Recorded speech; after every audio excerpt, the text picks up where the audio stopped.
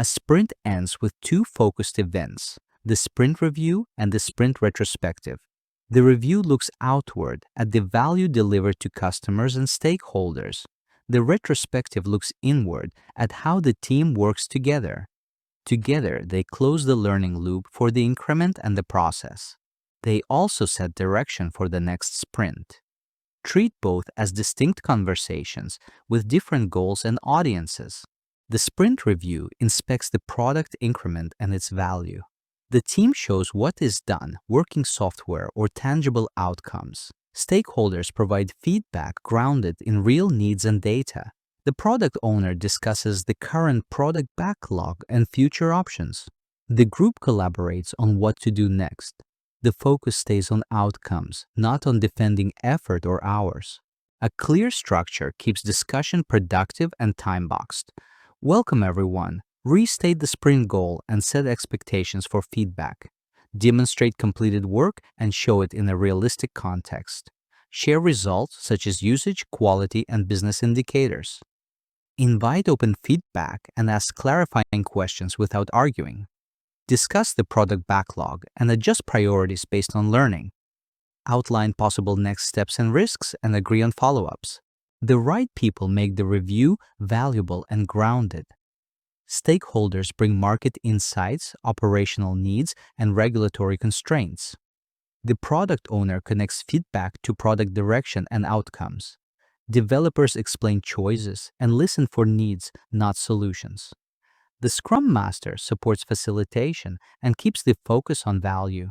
Senior leaders explore impact and alignment, not feature requests by authority.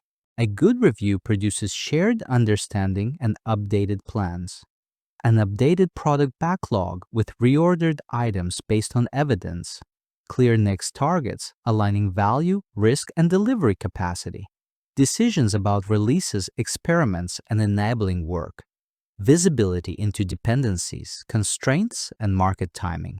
Documented feedback with owners and due dates for follow-up actions. The sprint retrospective is an internal team conversation. The product owner, developers, and the Scrum Master attend. The purpose is continuous improvement of collaboration, quality, and flow. The team examines practices, tools, communication, and working agreements. Psychological safety matters, so issues can be discussed honestly. The outcome is a small set of concrete improvement actions. Keep the retrospective focused, empathetic, and actionable. Set the stage and confirm the purpose in working agreements. Gather data from the sprint, both facts and feelings. Generate insights and explore causes behind patterns and surprises. Decide on actions with owners, due dates, and success measures. Close the session and appreciate wins and efforts. A team delivered a basic search feature this sprint. During the review, users asked for filters by price and rating. Analytics showed poor engagement without filters in early tests. The group agreed to add filter stories and raise their priority. The product owner updated the product backlog and next sprint forecast. In the retrospective, the team asked why filters were missed. They found limited discovery and vague acceptance criteria. They decided to involve a customer earlier and to standardize criteria templates. They also added a quick usability test step to their routine.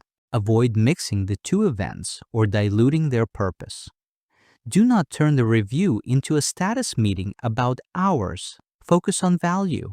Do not use the retrospective to blame. Focus on process and learning. Keep demos honest. Show done work, not partial or hypothetical work.